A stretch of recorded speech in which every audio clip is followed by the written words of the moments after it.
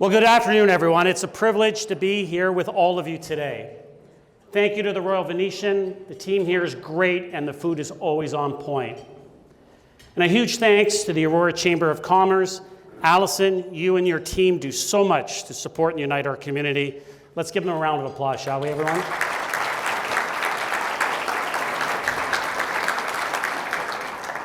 I also want to acknowledge our sponsors, Enbridge, Electra, New Roads Toyota Aurora, Magna, TD, Telmax, Foundation BTS, and the Auroran.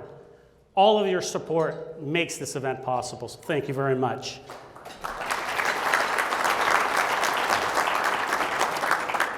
And a warm welcome to our MP, Sandra Cabina. Thank you very much from Newmarket Aurora. You know what, we have some bad weather out there. We always blame the federal government for that, but she's the opposition, so we're not blaming her today, so thank you, Sandra. As well as our MPP, Don Gallagher Murphy from Newmarket Aurora, thank you for being here with us. As well as Councillors Michael Thompson and Harold Kim, thank you for always being here and supporting everything that we do. As well as thank you to town staff and our executive leadership team. They're here, thank you very much for being here. And the men and women in uniform, our Fire Chief, Rocco Volpe, as well as Deputy Chiefs Lorraine Zwicker and Daniel Waters, and our YRP Superintendent, David McDonald, and Inspector Chris Dolson. Thank you for everything that you guys do to keep our community safe. It wouldn't be the greatest community to live in if it wasn't for all of you. And of course, our business organizations and community leaders shaping Aurora's future. You are the people who build Aurora every single day. Thank you for your dedication, talent, and passion. It truly inspires me. You know, I think you have to live here or spend time here to truly understand why Aurora is undoubtedly one of the best places to live in Canada. At our core, we are a community that cares, full of active and engaged residents and business owners who share ideas, volunteer, support charitable causes, and care for one another. We have a distinct character with an incredibly rich history, one that includes a proud military tradition, a historic downtown, and neighborhoods filled with beautiful heritage homes and buildings. We cherish our green spaces, like the David Tomlinson Nature Reserve, and our more than 60 parks and 62 kilometers of trails. And we take great pride in providing unparalleled recreational and cultural opportunities to our residents. And as much as we love our small town charm, we're also pragmatic about the future and know that we don't have the option to stand still. We are taking bold and innovative action to ensure people have a real opportunity to find a good job here, build a home, and build a future together. You know, 8 years ago, I made a commitment. Protect what makes Aurora exceptional while preparing our town for the future. Today, I can say that we can see that commitment realized in the ongoing revitalization of our downtown, in the parks filled with families, in the businesses choosing Aurora as their home, in the stability residents feel about our direction, in projects that once felt impossible, now standing as permanent parts of our community. Together, we are building a future on our own terms, a future built on the foundation of choices that we're making today, choices that provide our community and future residents with certainty, stability, and opportunity in a time of change. Choices that will undoubtedly strengthen the quality of life that we've always been known for. Because in Aurora, we build what we value. Now, I know that for so many of us, the backbone that holds our community together, that fosters that special sense of connection, are our public spaces. We value them because they are where so many of life's most memorable moments happen. It was clear to me when I first took office in 2018 that we needed to not only do more to strengthen our existing spaces, but to build new ones. And over my two terms as mayor, we have made transformational changes. Town Square is no longer a vision. It is the heart of our community, the central community gathering place we envisioned it would be. In its first season alone, Town Square welcomed tens of thousands of visitors, hosted over 50 community events, and created opportunities for local businesses. And alongside the Aurora Cultural Center, the museums and archives, and the Aurora Public Library, we're now offering world-class cultural experiences. We moved our most celebrated town-led events there, including the Christmas Market, an event where residents shop for gifts, children meet Santa Claus for the first time, and neighbors share holiday plans. And just in the past year, we came together spontaneously at Town Square for 3 major sporting events, including cheering on Aurora's own Andrew Nembhard in the NBA Finals, and members of our local Aurora Barbarians Rugby Club participating in the World Cup, which they won silver. They did an awesome job out there. Foot traffic in the downtown core has increased. New investment is following, and residents once again have a true gathering place. Town Square is not just a public space, it's an economic driver, a cultural hub, a symbol of what happens when Aurora chooses action over delay. That's what it looks like when Aurora builds what it values. Building that deep sense of connection also happens when you make sure people have more opportunities to stay active. Because recreation is not a luxury, it is essential to health, belonging, and quality of life. 8 years ago, we were falling behind other municipalities in building the recreational infrastructure our residents and local sports organizations needed. But we confronted that challenge by making smart choices, securing innovative partnerships, and now it's paying off. The new 8,000 square foot high school-sized gym at the SARC allows us to expand programming while providing another venue for sports organizations and permit holders, as do the new softball diamonds at the old Hallmark lands, as well as the 3 new artificial turf fields we opened last year at Shepherd's Bush, St. Anne's School, and Dr. G.W. Williams Secondary School, all delivered with incredible partners who share our belief that sports and recreation are really about belonging, opportunity, and discovering what you're capable of. You know, it's all about the resilience that the Aurora Diggers built as a team to secure the U19 provincial championships in 2024. That junior Barbarians player whose lifelong passion for rugby leads to a full ride at the school of her dreams. That senior who gives pickleball a try at Thelma Fielding Park and who's now so excited about the 6-court complex we're building at Fleury Park, making it easier for her and her friends to play. These are places where people can discover the best versions of themselves. We also know we have a responsibility to ensure everyone can access and enjoy these spaces. That's why we developed the Recreation for Persons with Disabilities Plan, so that everyone can enjoy and participate in recreational activities. That's why we made the decision to include a wheelchair-accessible swing at the new Town Park Playground, one of the few in the province, so that every child can feel the exhilaration of soaring through the air, because there should never be barriers to experiencing joy. You know, from day one in 2018, I knew we had work to do. Aurora was lagging behind other municipalities protecting and expanding our parkland. But we didn't stand still waiting for the perfect moment. We created the right moment through decisive action. We chose to invest in what families value most.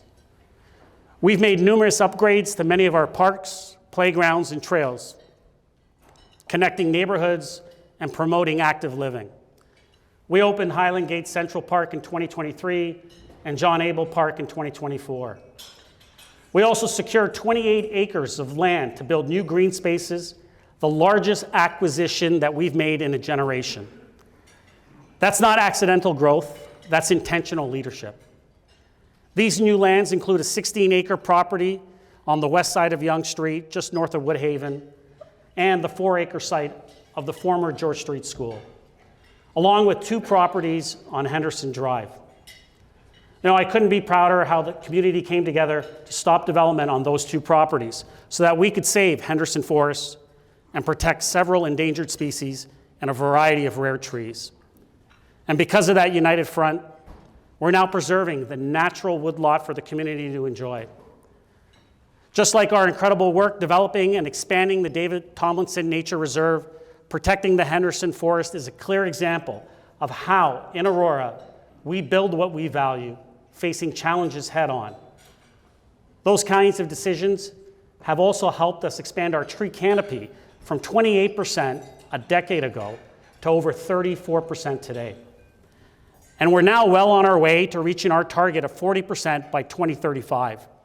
Now, that's not just a statistic. It's a visible commitment that you can see, feel, and experience every day. It's certainty that we're doing the work to ensure we have cooler streets, healthier neighborhoods, better air quality, and more resilient community in the face of climate change. You know, it's clear that we're building the kind of community that people want to be a part of. A town that has the caliber of recreational, cultural, and outdoor amenities that most communities dream of. However, Aurora's success means more people want to live here. And that success brings with it a responsibility to meet the challenge of ensuring current and future residents are able to raise a family, build a career, and grow old in the community that they love. But growth without planning weakens a community. That is why we are committed to growth done right. Our approach to housing has shifted dramatically since 2018, from less talk to more action. We reduced red tape and inefficiency to make it easier for our development partners to get shovels in the ground, to provide a wide range of housing options without compromising the quality and standards our community expects. And since signing our housing pledge with the province in 2023, we've approved more than 4,200 new residential units, already more than halfway to our goal of 8,000 by 2031. And to ensure a broader mix of housing options for our residents, we've approved more than 1,100 purpose-built rentals, the largest expansion of housing across both ownership and rental that Aurora has seen in decades. And this year, we're taking things a step further. We plan to pre-zone for 4-story buildings on our main corridors and for 5 on Yonge Street that can accommodate a greater number of units. So that way, more people can live near transit, services, and amenities that make their lives easier. That's how you reduce congestion, strengthen neighborhoods, and build complete communities. In our downtown, Council recently approved the community planning permit system, streamlining several approvals into a single, predictable process. Now, what this means is new multi-level residential developments can move forward more efficiently along Yonge Street. Not faster simply for the sake of it, because it will make the process clearer for how builders can build and what the community can expect, also leading to more transparent decision-making. This is growth with character, growth with intention, growth that reflects Aurora's values. In the coming years, our downtown will transform into a place with thoughtfully designed mixed-use development, retail and services at street level, and spaces above, residential spaces above with a wide range of unit sizes. All of this will be enhanced by our Yonge Street Promenade redesign, a main street design to create a vibrant, walkable downtown, supporting new restaurants, new retail, new jobs. Just imagine a bustling Yonge Street, a street where people live, where they can walk to Town Square for a skate on the outdoor loop, then head up to Oz Shucks for lunch, or to do a bit of shopping. That's what a modern, inclusive, vibrant community looks like. More local employment, more economic activity, more community life. Developers will work within clear and specific design guidelines, including upper story setbacks, facade materials, and height limits near established residential streets. And any new development involving a designated heritage property will still go through our normal heritage permit process. We have protected our small town character, not by resisting change, but by shaping it. This is what growing with respect and intention looks like. Just as we did when we added 15 new properties to the Heritage Registry in my first term as mayor, followed by a record-setting year in 2023 when we added an additional 18 properties. And as mayor, and as we build and secure the future of Aurora, we will continue to protect our past. Because places like Hillary House, the Armory, Victoria Hall, the Church Street School, or the dozens of heritage homes on Wells and Victoria Streets aren't just pretty buildings. They're physical connections to our identity and the people who first built this town. Because when a community remembers where it came from, it becomes unstoppable in where it can go. I also want to be very clear with you on something else. As mayor, you can be certain that it will be us, our residents, council, our planners, who will make decisions about how we grow our community. Aurora has never been a town that lets others decide its future. We fight back when we need to, like we did when then Provincial Housing Minister unilaterally approved a building that did not conform to approved height limits in the town. We believe in growth, but only when it's done right. Planned, thoughtful, and grounded in our values. Because if you don't shape growth, growth will shape you. We're also a community that embraces people from all walks of life. And these aren't just empty words. We recognize that bringing new voices, perspectives, and lived experiences into the fold help us more effectively solve the challenges we face as a community. It means new talent, new ideas, and new energy, strengthening not just our economy, but our civic life as well. Over my 2 terms as your mayor, we have continued to grow our initiatives that support and celebrate the diversity of this town. Today, we're proud of the incredible relationships we have with the Aurora Black Community Association and the Aurora Black Caucus, partnering with them on Black History Month celebrations and Emancipation Day in August. Our permanent rainbow crosswalk at Yonge and Wellington is a visible statement that here in Aurora, love is love. And through our Indigenous Relations Committee, we set the standard for how a small municipality can take meaningful actions towards truth and reconciliation. Our efforts at inclusion extend well beyond this. We installed the designated Veterans Crosswalk at Yonge and Murray near Peace Park ahead of the 100-year anniversary of the War Memorial. Because honoring our veterans and the sacrifices that they made should take place all year round, not just one day a year.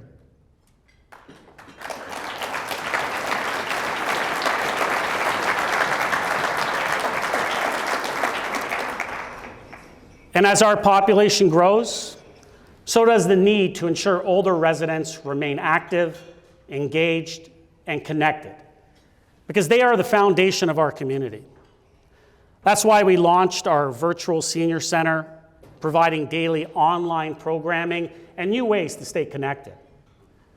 And that's why we're so proud to support the many organizations providing the healthcare services that we need, like Southlake Health, Aurora's Hospital, which cares for our residents every single day, delivering most of our emergency care, welcoming Aurora families into the world, and advancing plans for a second hospital to serve our growing community for generations to come. In Aurora, we build what we value. You know, these initiatives don't solve every challenge that people face, but they make a clear statement about our commitment to residents that we serve. Now, when you step back and look at everything that I've talked about so far, our parks, our downtown, our recreation facilities, our cultural life, the way we're growing responsibly and celebrating more people, none of this happens by accident. It happens because of careful planning, responsible, and sometimes tough decision-making, and a clear understanding that every dollar that we ask from residents must deliver real value back to the community. You know, as head of council and the one who brings forward our annual budget, I take that responsibility of managing tax dollars seriously. not casually, not politically, but deliberately and carefully. And over the last 8 years, we've shown what disciplined, thoughtful municipal leadership looks like. And that leadership shows in the numbers. Aurora continues to maintain the 8th lowest municipal tax rate in the entire GTHA, while delivering transformational projects and maintaining essential services. Our reserves remain strong, ensuring that we can invest in infrastructure without putting pressure on future taxpayers. That is not by accident. That is disciplined financial leadership. And I do want to acknowledge my CAO, Doug Nadarozny, and our executive leadership team for their stewardship and professionalism. Because, you know, strong political leadership only works when it's matched by strong administration, and they're the greatest. So.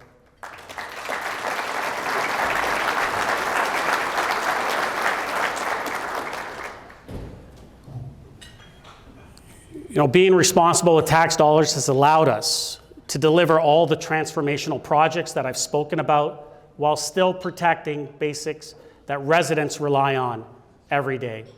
Road maintenance, snow removal, recreational programs, water monitoring, the things that don't always make headlines but define whether a municipality actually works.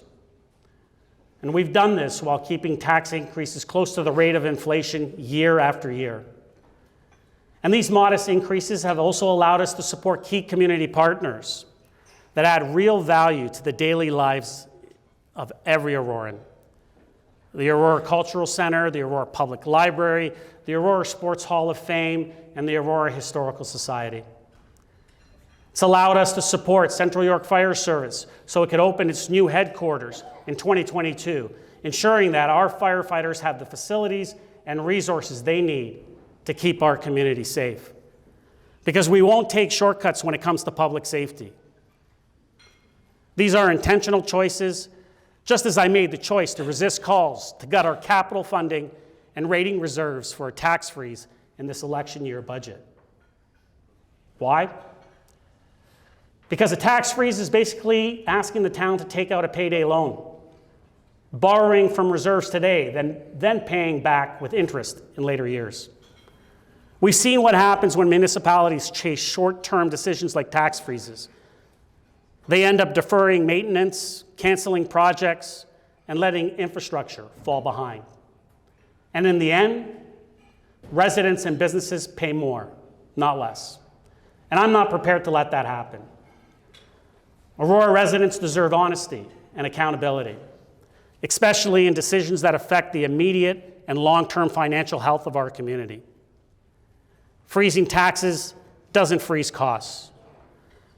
That's why I used strong mayor powers to veto the proposed 0% budget amendment, just as I did when I stood up for taxpayers against the ill-advised 42.6% council compensation increase.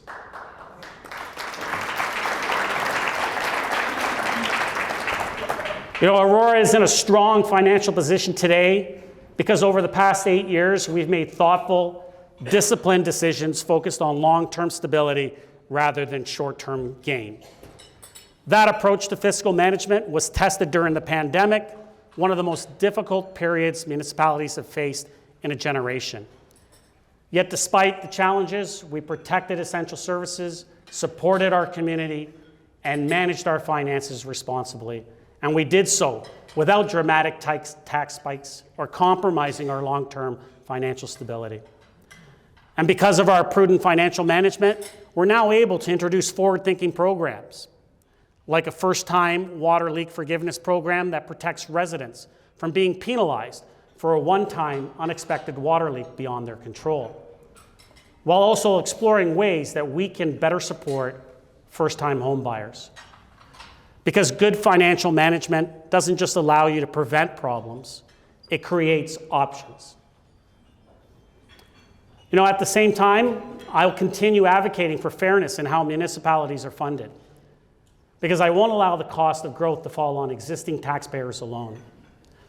Through my work with the Association of Municipalities of Ontario, I've been pushing for municipalities to receive a share of the revenues from the provincial land transfer tax and the federal GST on new home sales tax.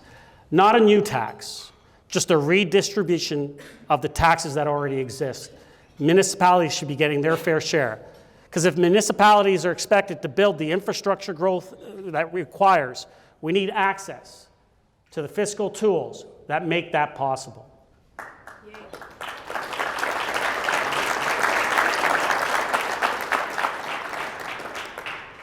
That is what responsible leadership looks like. Planning ahead, protecting quality of life, and making choices today that keep Aurora strong tomorrow. And when you plan carefully, approve responsibly, and protect quality of life, you create a certain kind of opportunity. One where people can build something of their own. Whether that's a small business on Yonge Street, a professional practice serving local families, or a company competing on the global stage.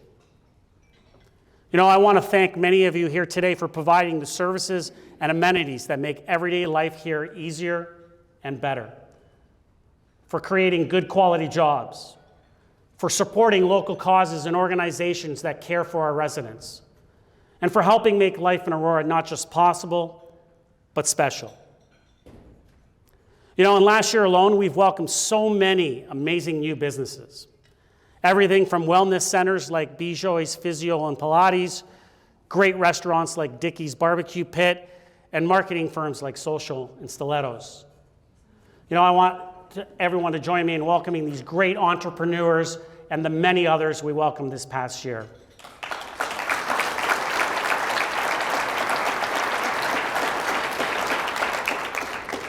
They're now part of an ecosystem of business leaders who understand that in Aurora, you don't have to sacrifice competitiveness to enjoy a close-knit community.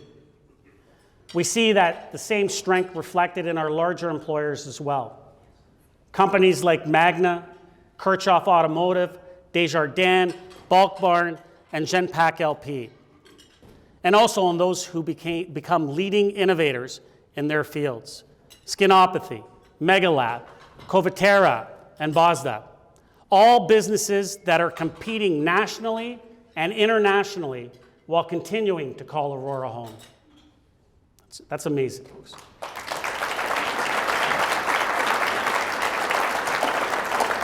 And you know, that's just really a small sample of the depth and diversity of Aurora's business community. Our role as a municipality is to give you, the entrepreneurs, the innovators, the job creators, the certainty that we're executing on the basics. Planning carefully and responsibly, creating new spaces for entrepreneurs to grow, like the Addison Hall Business Park and the upcoming Wellington East Business Park. Fostering connections where we can through initiatives like the town's Aurora Connects events, where entrepreneurs, innovators, researchers, and business leaders can share ideas and build relationships. And advocating and protecting your interests whenever we can. Whether it's through updating our procurement practices to further prioritize Canadian companies and local suppliers, or traveling to Washington as I did last year as part of the Great Lakes and St. Lawrence City's initiative to speak directly with US senators and members of Congress on why proposed American tariffs would hurt businesses on both sides of the border. Because sometimes protecting opportunity at home means advocacy abroad. You know, the truth is that economic opportunity doesn't happen by accident. It happens when we make responsible, decisive decisions that plan for the long term, delivering results our residents and business owners expect. Aurora did not become one of the most desirable communities in the Greater Toronto Area by accident. It happened because we have made deliberate choices to protect green spaces, to invest in families, to support local businesses, to build strong neighborhoods, to maintain financial discipline. And the choices that we make now will determine what Aurora becomes decades to come. Aurora, this is the state of the town. And what's clear is that we are strong. We are moving forward into the future with intention, with responsibility, while protecting the things that matter most. And we all know that the world is changing rapidly. And whether it's cost of living pressures, housing affordability, or what AI means for job security. The worries are real. And what we're seeing unfolding right now on the world stage can feel unsettling, even frightening at times. But here's what I want you to leave with today: a deep sense of confidence. Confidence that here in Aurora, we're building what matters most. The things that strengthen connection, expand belonging, and shape decisions that protect quality of life right here at home. At a time when the world feels uncertain, this community is choosing clarity, stability, and purpose. Aurora is proving something very important: that a municipality can maintain one of the lowest tax rates in the GTHA while investing in infrastructure, expanding parks and trails, revitalizing our downtown, and still remain financially strong. We're at a defining moment. Aurora is growing. Opportunities are in front of us, but so are the choices. Do we keep moving forward, investing wisely, delivering results? Or do we go backwards into delay, indecision, and missed opportunity? Because here's the truth: what we choose now decides Aurora's next generation. The downtown that they gather in, the parks they play in, the businesses that employ them, the community that they call home. And if we continue to choose action over delay, results over rhetoric, leadership over performative politics, then Aurora's future will not just be bright, it will be extraordinary. Because in Aurora, we build what we value. And together, we are building a town that our children will be proud to inherit. A downtown that will be the envy of the region, and a community that proves what is possible when leadership and residents move forward together. You know, serving this community as mayor for the past 8 years, it's been a privilege of a lifetime. To our businesses, thank you for choosing Aurora. To our volunteers, you are the heart of this town. To our staff, your professionalism makes every success possible. To council, even when we disagree, we are united in serving our residents. And to the people of Aurora, thank you for your trust. And with your trust, I remain deeply committed to continuing this work as we build our future together in 2026 and beyond. Thank you very much, everyone.